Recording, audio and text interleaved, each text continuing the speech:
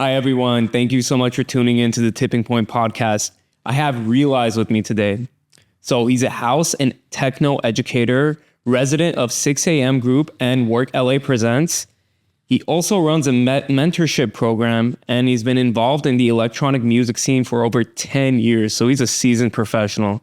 We're going to learn a lot from him today about how to be a better creator, about how to run a proper mentorship program, and just about the music industry in general.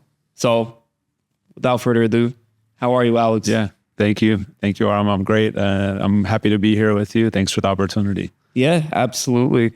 So I just want to take it from the beginning. Have you always had an interest in electronic music? I know it's a fairly, newer genre as compared to, for example, classical music. Right. Have you always had an interest in this field, or? No, I would say my interest just kind of came out of nowhere towards the end of high school. But I've always had an interest in music. So whether it was like rock or older pop, things like that. But electronic music, my interest probably started about a decade and a half ago. Decade and a half ago. Okay, so about 15 years. Yeah. Yes. So did you pursue music in college? No, in college, I was more in the social sciences. And to me, it was always like a backup plan for music. And then at some point, I made the pivot of like, why am I going to have a backup plan? Like, instead of giving my dream my all? So there was a switch at some point. Yes. Yeah. And a lot of people about that, they have a fear of keeping their backup plan forever, because of fear of not succeeding, not making it, maybe being humiliated in public or whatever it may be. What gave you the confidence to go full in? Was it because you knew you had the skill? Was it an internal belief? Was it, I don't know, parent support, or what was it for you? Yeah, so it was one, having the skill and the vision. Second, having the support of people close to me. Third, probably most important, was having the resources to be able to step away from a day job, whether that be money set aside or like income coming in, a balance of both. And fourth was my day job in some ways holding me back from realizing my full potential with my music career. Yeah. Did you fully quit that day job you had, or was it like you did your day job and then you worked on your music career after your day job? I fully quit the day job. Wow. Yeah. Okay. Wow. Yeah. It came at like kind of this culmination where I wanted to spend an extended amount of time abroad to explore music scenes and network and gain knowledge. And the job wouldn't let me take that much time off. So I was kind of at this point where I had to make a decision. Yeah. Were you in LA at that point? Yeah. Okay. And then where did you travel abroad to? So I was in Europe for about 2.5 months. So some of the countries or cities, Berlin, Amsterdam, Barcelona, Copenhagen, Yerevan, and Tbilisi. Wow. Okay. Yeah. So you really been around different continents. Yeah. And the kind of the way I picked out a lot of those places were if they had a healthy music scene or some kind of music scene that was growing in the early stages. Yes. Because I know very little about electronic music, so forgive me if I'm wrong, but from what I understand, the electronic music scene did originate from different parts of Europe, right? Is that correct? Yeah, it kind of in two places at the same time. If we're talking like specifically techno, right?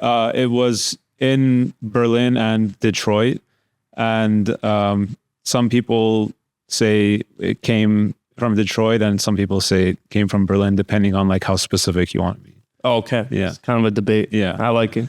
Perfect. So yeah, just moving forward, I know you're actually a resident at 6 a.m. group and Work LA Presents. So how the hell do you do that? I mean, people that want to get involved in this industry, that's a tough gig to get. That's tough to get into. How did you become a resident? Yeah. Becoming a resident, it really comes down to, if you boil it down to one thing, it's like providing value to your scene, and you can do that in different ways. And my journey involved not only showing up to parties and like being a part of the community, also making content to help bring parts of the scene to light, whether that be teaching newcomers about artists they could start paying attention to, talking about just general party etiquette, and just really just showing up both in person and online. Yeah. Okay. And was that both that applies for both 6 a.m. group and Work LA Presents? Yeah. So Work LA Presents is it's a partnership between 6 a.m. and a party called Aesthetic Minds. Yes. And there's a party I've been going to for maybe 5 or 6 years. And it's probably one of the most coveted like residencies in the scene. And when I got the offer, it wasn't really something that was on my like dream list. I wasn't really hoping for it because I was like, I don't know. I just didn't think it would happen for me. And then when it did, I was really taken aback, and I felt really privileged to be among one of the few people to be offered that for the year. Mm-hmm. So of course, consistency is important. You showing up shows other people that, okay, this person is serious about what he does. But other than being consistent and, you know, keeping your head in the game, do you think there was anything, maybe one or two things specifically that landed you that residency? I think part of it would be something that kind of you can pick up on when you watch my content, which is that you can tell I've been doing this for a long time, Mm-hmm. and that it's not just the conviction that shows that's there, but also the knowledge to back it up, and that I could offer the scene something unique, which I like to call just education, like showing people through whether it be through my content or performing on the stage, artists that they might not know about, and being able to put it together in a unique way. What inspired you to do that, and what made you want to help people around the world with their music career? Yeah, so one of the most pivotal points in my music career was maybe 2-3 years ago, where I sought mentorship from a friend of mine. Mm-hmm. And it was something I'd sat on for maybe like 3 to 6 months. It was at a point where I was like, I really want to do this thing and make it into like a full-fledged career, but I don't know how to get from here to there. And I reached out to this friend who mentored me for about 3 or 4 months. And after that, my career started to really lift off. And after a year or two of really honing the craft and reaping the rewards of all the hard work I'd put in for years, Mm-hmm.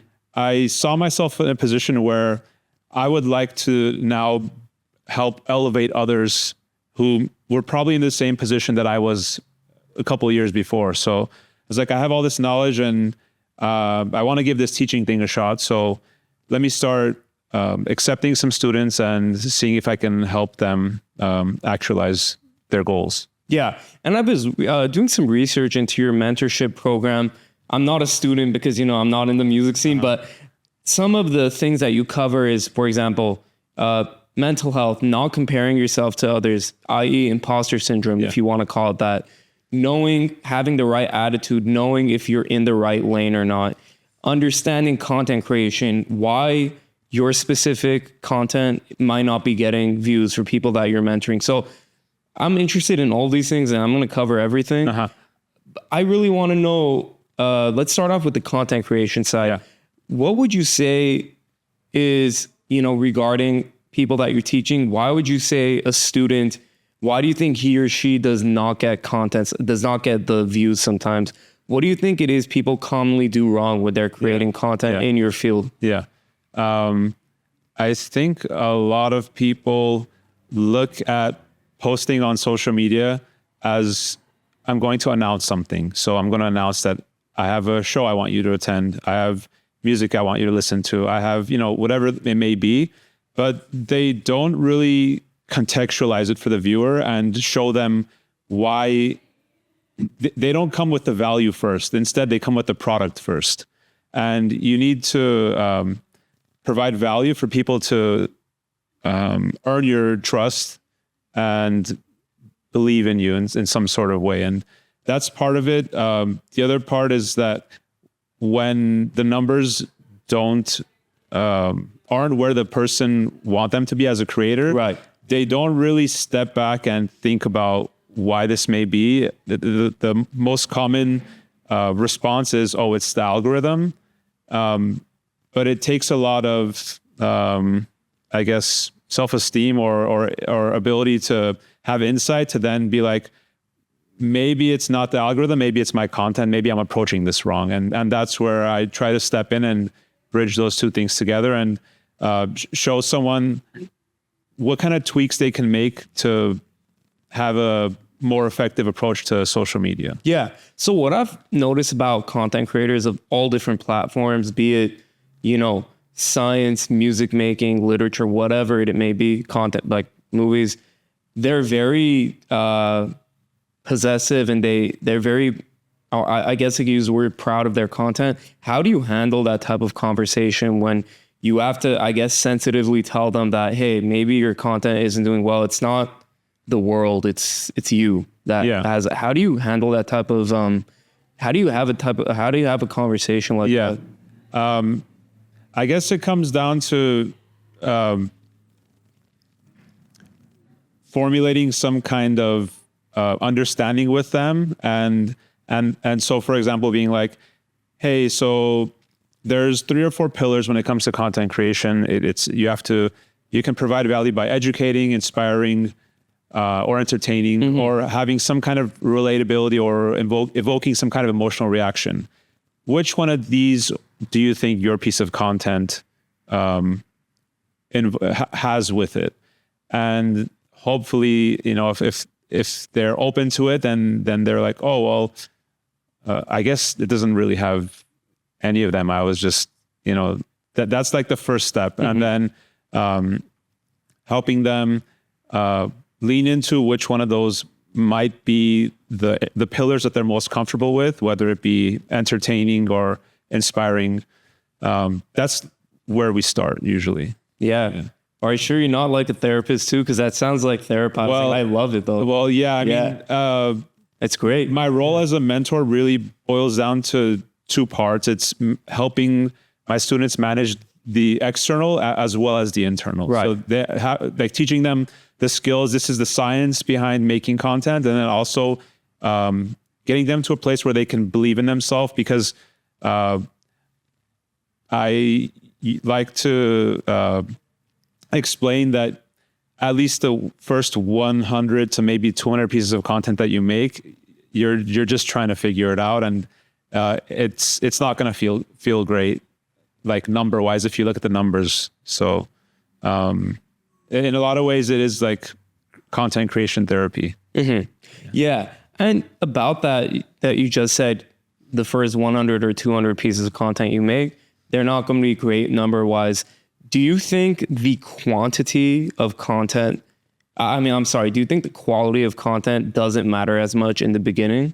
Definitely. I think you just have to just do it. Like just accept that you have to fail and be comfortable with it, with possibly looking cringy or silly or feeling insecure, and just knowing that it's like learning how to ride a bike. Yeah. Like you're gonna fall, and the unfortunate part is people are gonna watch you fall because you have some size of an audience. Yeah. But if they are with you, they'll be okay with watching you fail because they know it's part of the process. Yeah.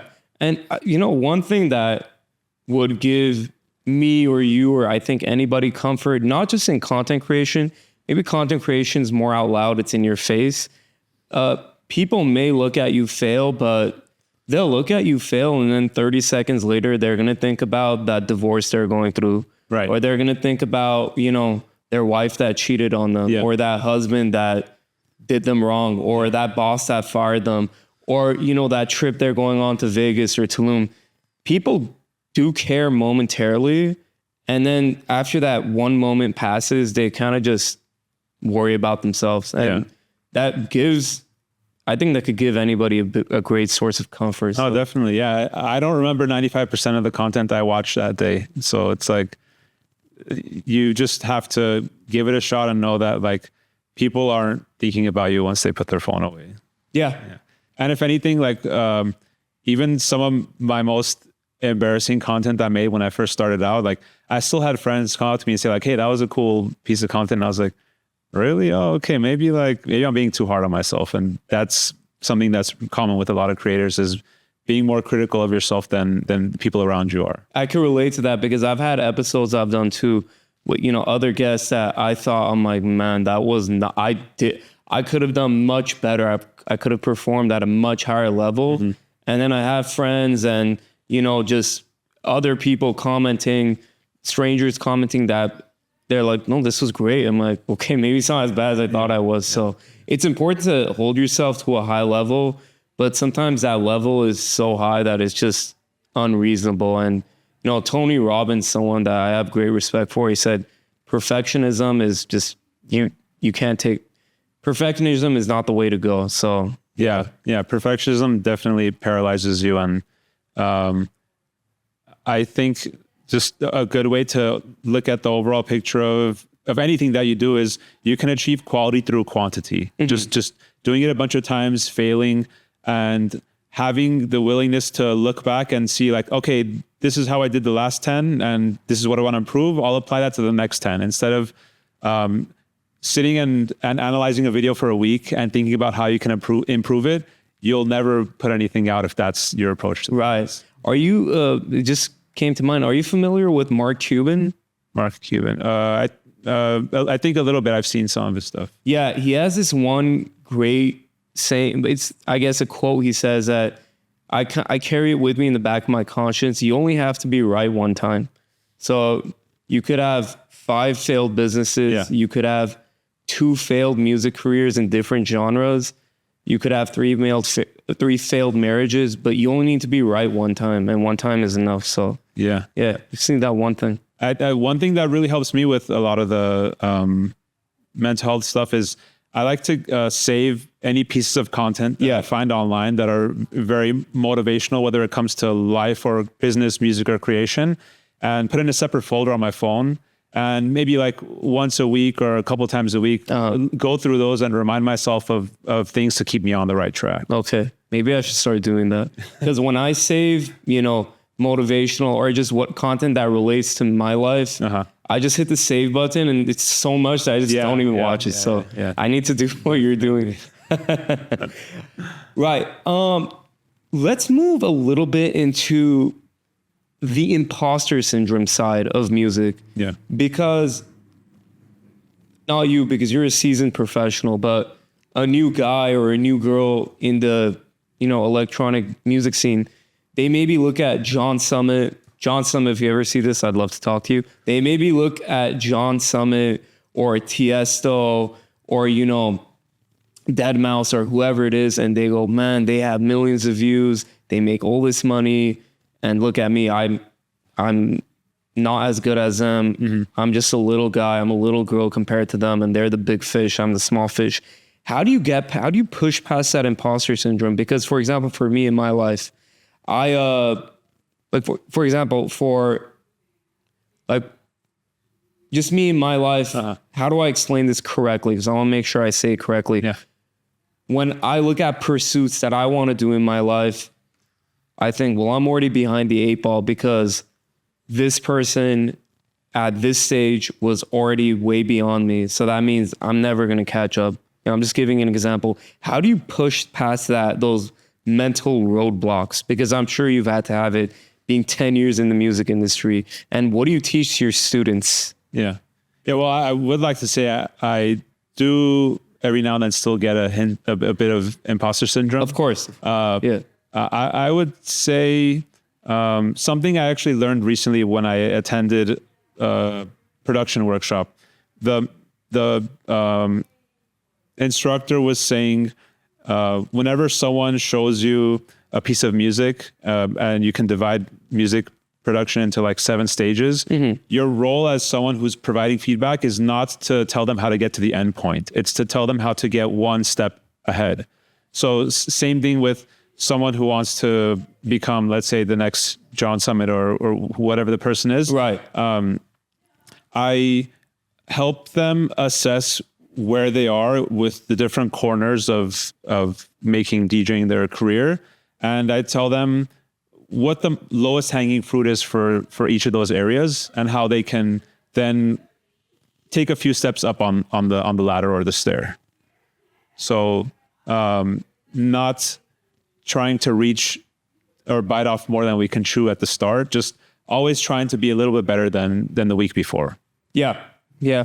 I take that advice into great consideration in my personal life too. Like when I'm pursuing something, when I'm doing something, whatever it may be in business or in my personal life or, you know, personal relationships, if things are not going well in February 1st, let's say, I say, okay, if I just put one corrective effort, one mini step I put in the beginning of February, you would be surprised how much further you get ahead in November 30th, let's say, because those mini tiny steps, there's an accumulation and you have a much bigger result in some time. It does take time though. Yeah. So yeah. And what it makes me think of is like, for example, if we were to look at something like compare DJing to say fitness. Sure. If someone goes to a fitness instructor and they're like, hey, I want to bench 4 plates by the end of the week. The approach is going to be like, this is not realistic. You know, let's do this. Let's track your progress. And to also remember that progress is not linear. Like you're going to have some really productive months. You're going to have some not so productive months. And just to remember to stay on the path and make sure that whatever it is you're putting time and effort to, as long as they're the right things, the dream you'll be inching closer to your dream. Yes. Yeah. It kind of reminds me of, I'm sure you know Dwayne "The Rock" Johnson. Yeah. Right? Yeah. There's a quote that he posted on his Instagram by former President Teddy Roosevelt, the man in the arena quote. I can't recite the whole thing. It's so long, but have you seen it? I don't know that quote particularly. Yeah. I mean, it'll take too long to recite because it's a whole paragraph, but it's basically, what I could summarize it as you do not need to worry about failure because you're already in the arena and you're battling. Right. You have the blood and the scars and the heartbreak and the frustration on you. You're already taking the licks. Yeah. And if anyone wants to judge you on that, go ahead and give them the helmet and tell them to come into the arena. Yeah. Because most of them won't do it. So yeah, it's very easy to criticize someone when you're looking from the outside in. Right. You don't see all the things that they might be juggling to be doing what they're doing. Yes. Yeah. And to anyone watching this, not only do I want to be informative with all the topics I cover, I just want to say you can be successful too in the medium that you want to pursue, in this instance, music, because Alex here, he wasn't just a resident. He didn't just wake up one day and become a resident. He wasn't just, the founder of a global mentorship program. He didn't just wake up and have that. He told me earlier, a decade and a half, 15 years of experience. You could become a brain surgeon in 15 years of experience. So it takes time. Yeah. So just keep that in mind. Hey, maybe on that note, we could talk a little bit about struggles. Yeah.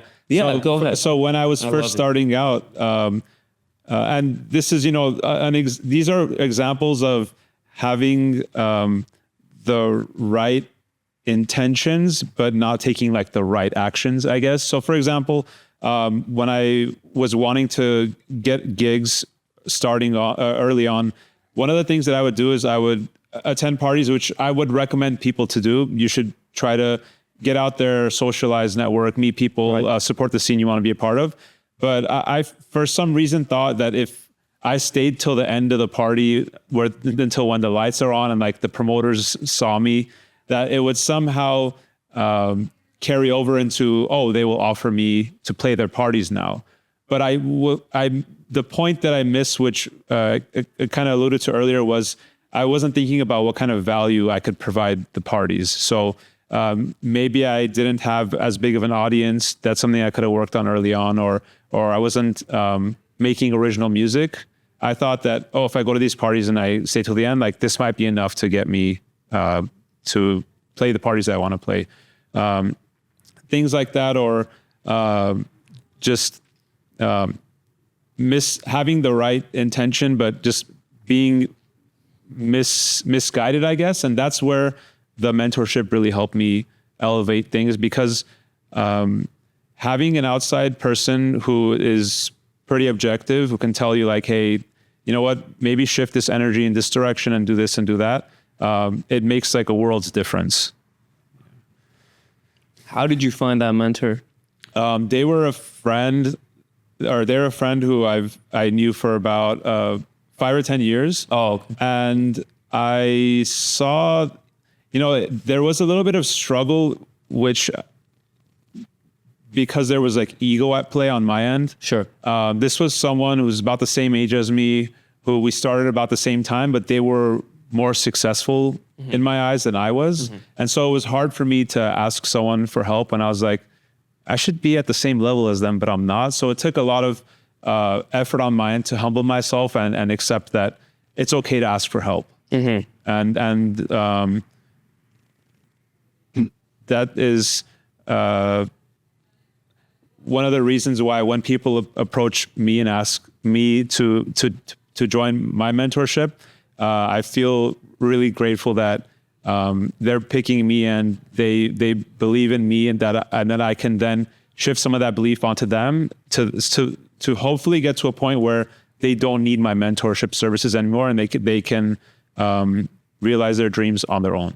So it seems like the music game to me is a lot of inner introspection. Would you say so? Yeah, definitely. And I don't think it ever like ends. I think it definitely gets easier, but then as it gets easier, the challenges that then change, the playing field changes too. So you go from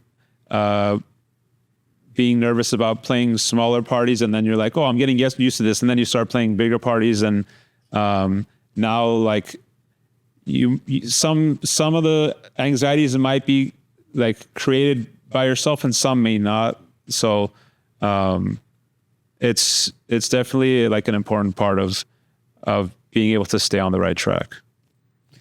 Okay. I was really wondering when you just said that, how do you realize as a musician yourself when you're getting to the next level? Of course, there's very, easy ways to tell by more people are listening to your music, but but besides that, how do you realize when you're hitting the next level? Yeah. I think it kind of creeps up on you. Like it's, I kind of compare DJing or being an artist to being a farmer, to where you put in a lot of work up front and throughout the year, and then at the end you start to reap the rewards. And sometimes like you have long periods where you're just doing the grind and you're not really seeing much of it come to fruition, but as long as you stick with it, then you start to see the rewards. And it's a lot of like gray area stuff, like and yeah, it just takes sometimes, like for example with like the residency, when I was offered that, I was like, oh, this is a total surprise, like I wasn't expecting this, right? But then sometimes that's where like the imposter syndrome comes in, where it's like, is this real? And then you have to just pause for a second and look back and be like, oh, well, no, it makes sense. I was doing these things for this long, and I'm deserving of this. Yeah, that kind of, I don't know if you're familiar with Alex Hormozy. Yeah, that you're alluding kind of to what Alex Hormozy says. It's no, you have the evidence of the hard work you put in. I'm sure when you just said you got the residency, maybe you were shocked for a day or two. Yeah, but then you thought to yourself, you're like, whoa, hold on, no, I've put in over a decade of work. Yeah. It makes sense. It's just a logical profession. Now I'm hitting logical progression, and now I'm hitting the next step. So it's not even a confidence thing that at that point, it's just the cake has been baked, Yeah. You've taken the next step, and this is what's This is the accumulation of progress. Yeah, and then anytime you look at an artist or a performer and they've reached a certain level of let's say being famous or a celebrity or in the public spotlight, it's very easy to forget that there were many years of work that came before that. So, for example, if there's an artist who has an album that just really blows up, you'll look and you'll usually see there were like 5 or 6 albums before that no one really paid attention to. And that kind of goes back to your point of when is it clear that you've achieved that next thing. It's just a lot of factors come into play, and it's hard to tell when it's going to happen. But once it does, like you almost feel like oh, you're ready for it. Mm-hmm, mm-hmm. One thing I'm interested in, do you have some type of spirituality? Because to me, not only does it sound introspective, but some of this is sounding a little spiritual because it's listening to that inner voice. Is there any type of spirituality that helps guide you through this process?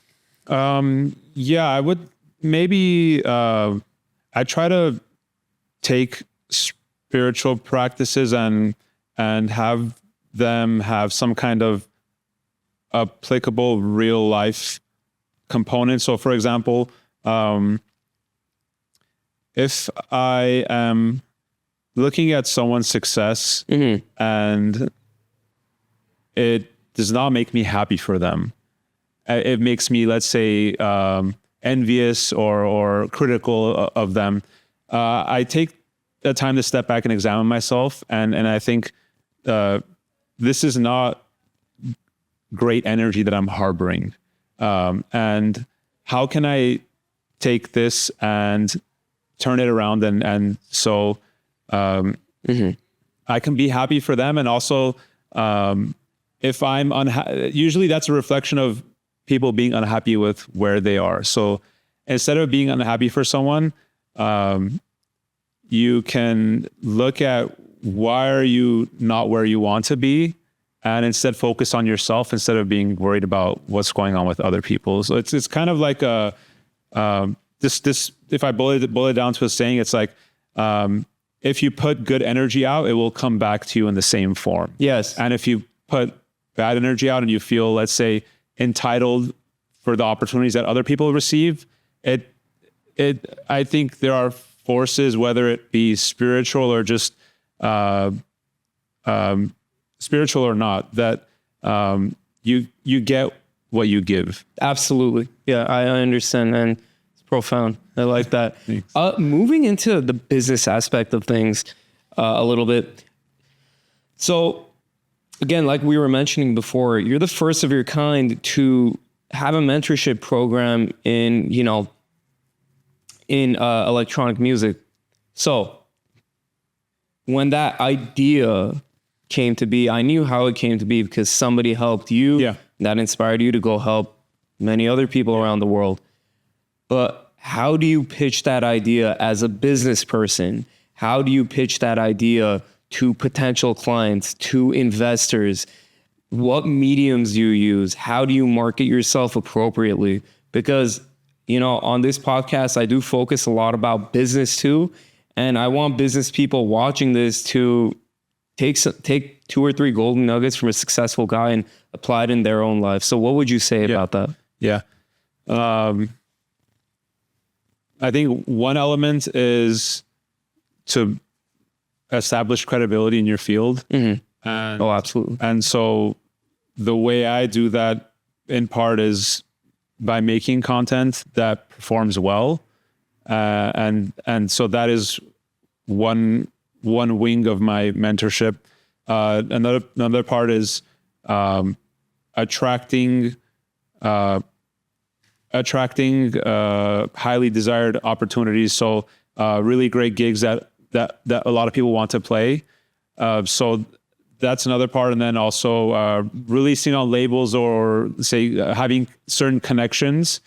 So when an outsider looks in and sees like, oh, this person has like all these kind of areas and they're doing well in them, and they offer a mentorship program, that is like the kind of general approach. So one of the kind of points that I use to, I guess, advertise the mentoring program is I explained that I spent a year really learning how to make content. So this was 2022. I was like probably like my really strong grind into the content game year.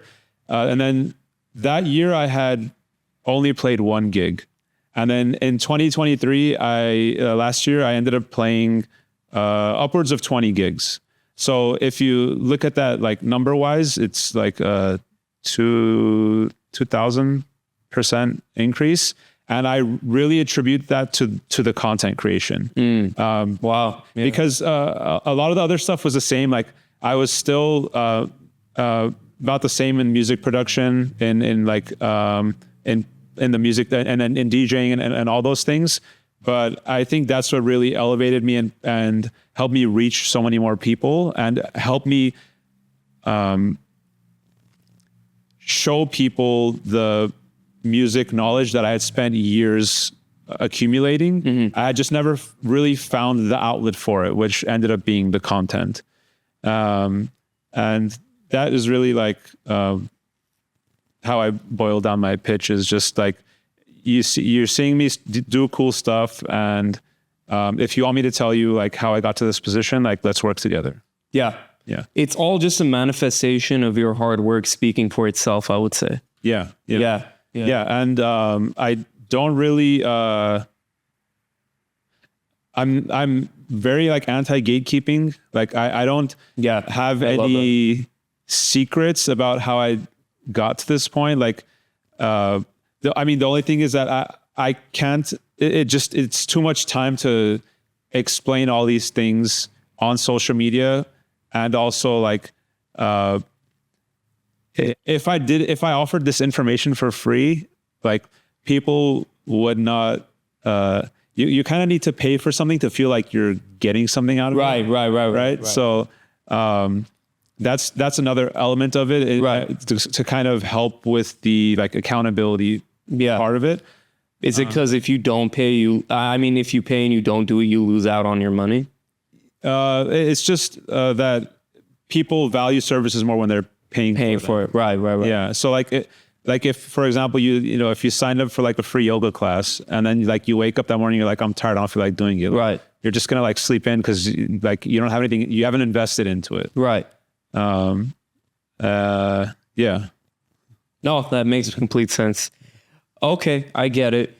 Now moving on a little bit to the more, the music aspect, what's the proudest moment you've had? Because you've done so many shows, you've performed for a lot of people. What's like your proudest moment? Yeah, my proudest moment. I'm talking good pride, like not. Yeah.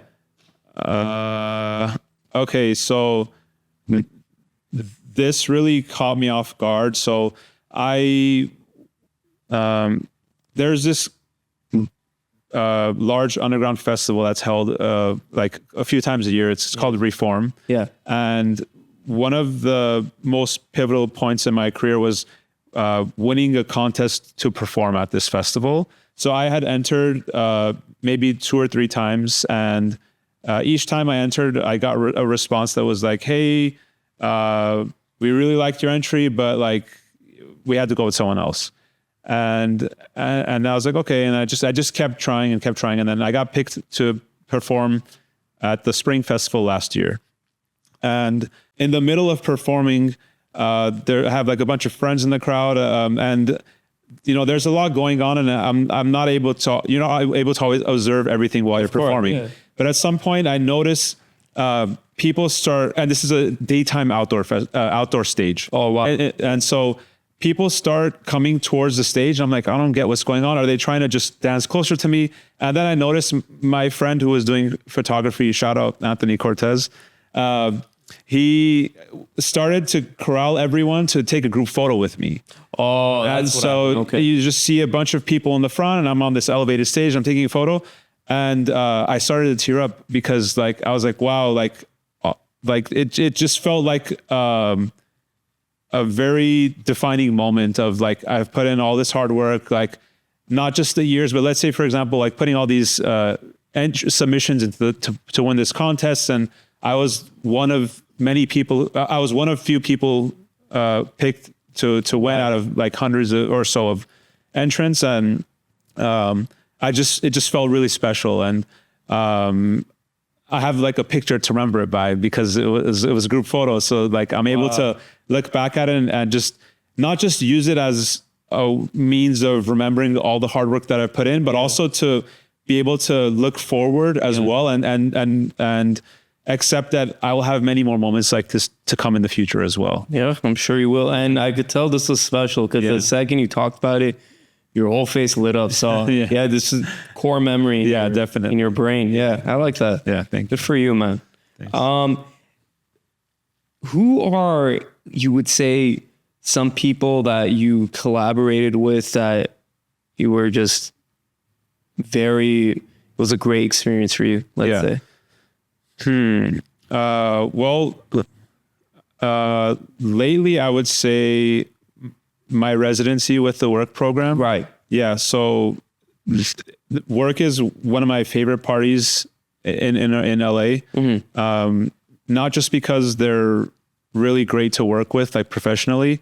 The production is always on point at the parties. Like the crowd that their crowd and the vibes are always on point too. And when I go to play these parties, I feel like, or rather, I don't feel like I have to hold back. So some parties, when I play them, the crowd has certain expectations, and I, as a performer, I'm like, I'll try and meet them halfway to not just give them only what they want, but also give them some things that they might not know they would appreciate. Right. But with work parties, I feel like I can really just let loose and just be my most raw appealed self and show people like what my vision is and kind of bring them into my world. So work would be one. More on the content creation end, I not so much collaborative work, but I'd say people who have inspired me. Yeah. When I first started making content, there were 3 creators who really I just saw them doing the grind, and I was like, yeah, they somehow through their content motivated me to step up and try by myself too. And fortunately, I got to meet all 3 of them in person. Wow. So one is a local out of LA. His name is DJ. He goes by DJ Burrito Boy. Okay. And the second would be my friend Flash. He lives in New York. Flash. Okay. Yeah. And lastly would be a creator who goes by Project Bao, and he lives in Berlin. And I never, when I started seeing their content, I never thought I would become like good friends and like equals with them. I just thought like, wow, these are people who really inspire me. And after I started to make some content, like they started to see mine, and we became peers instead of like me like looking at them as like, I guess they kind of, instead of being on a pedestal, like I kind of equals. We became equals. Yeah. And what was cool is just being able to see creators who each have their own distinct style and voice and are successful without having to really mold themselves to what people want them to be. Just creating and being unafraid to fail, because when I would look at their content, like it wasn't always in the thousands and tens of thousands. Like sometimes it was like, oh, only a few hundred people saw this. Sure. And it was a good piece of content, and they're not afraid to fail, and like I think I can do this too. And then just like being able to like meet them in person and like call them friends, like it's like there's no other feeling like it. Yeah. So for someone like to apply this, if there's someone that wants to meet, creators, content creators that they look up to in whatever medium it is, for you personally, did you DM these people, or did you just let the content speak for itself, or did you email, did you DM? Like, what would you recommend? I don't think I didn't DM any of them for a while. I think I just, some of them I don't, the content I'm talking about is mostly on TikTok. I don't think I've DM'd a couple of them on TikTok ever, but at some point we connected on Instagram. Right. I think a lot of it was just making content and then commenting on their content, interacting with people, a part of their community. And then at some point, assuming you're in the same or similar niches, like once you reach a certain level of quality, they will probably see your content too, and they'll recognize you because you've been like giving them a thumbs up along the way too. Yeah. Right. Real recognize real. Yeah. They say, yeah, right. Yeah. Like the kids say, so. Yeah. Perfect. Is there one or two people that you really take inspiration from? Yeah. I would say, probably the single most influential act for me has been System of a Down.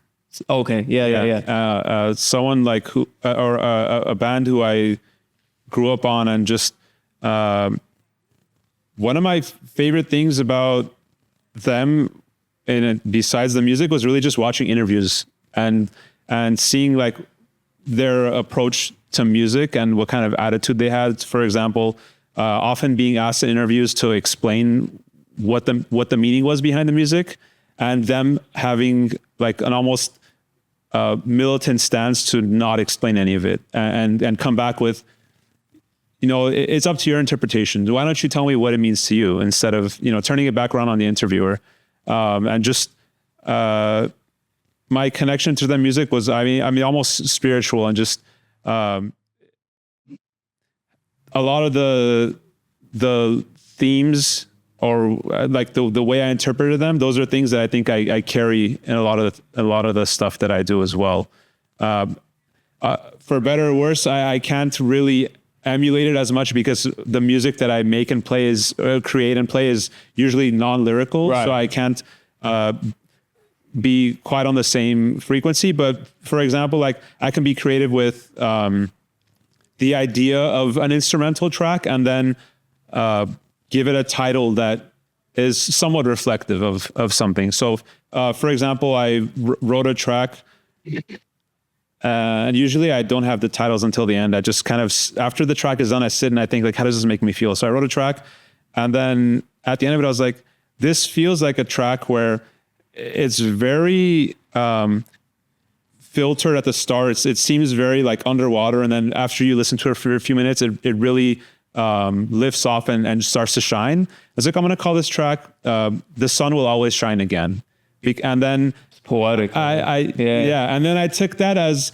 I'm going to make a video about this track, and so I start talking in the video, and I say, like, there's something we all have in common. Like we all experience failures, and we go through these tough things in life. But the important thing is to never give up, because the sun always shines again. And then the track drops. So that's kind of how I carry.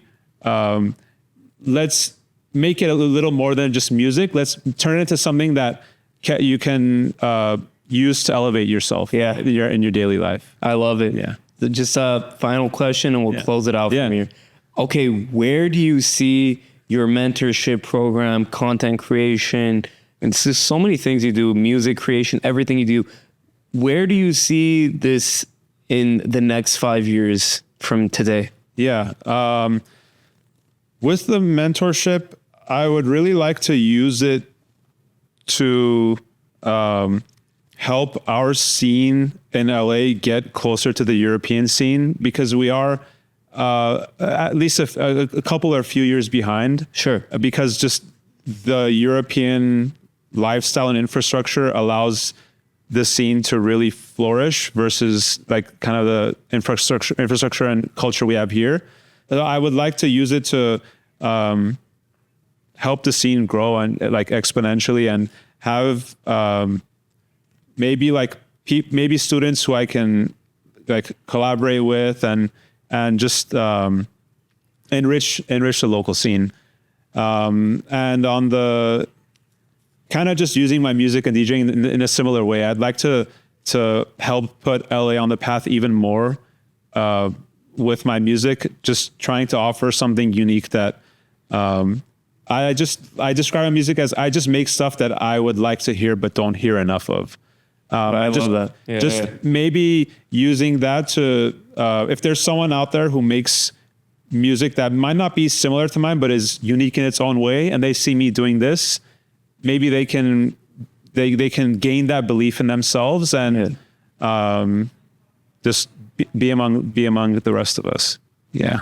Sounds very exciting, and I'm excited for you. Thank you, Aaron. So yeah, I'm gonna contact you in 5 years, and you're gonna tell me I hit everything that I just told you. So when I know someone is, I don't know how to explain it, but when someone is serious, I can feel it. When someone is not serious, I can also feel it. And to those of you watching, I'm right next to him right now physically. I can feel he's serious. So he has a passion for what he does, and you can just tell, So where can people find you?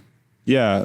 So I'm on socials as Realize DJ, REALIZE DJ. And it's pretty consolidated. That's how I'm anywhere. And if someone is interested in my mentorship program, they could just DM me on Instagram, or my email is in my link tree. And would love to help people get closer to their dreams. Perfect. We're going to go ahead and link those socials in the description of this video. I'm going to link his link tree and his social media platforms. So Alex, thank you so much for coming on. I appreciate it. Thank you. Thank you for this opportunity. And I wish you the best of luck with your project. Thank you very much. I appreciate it. Yeah. All right.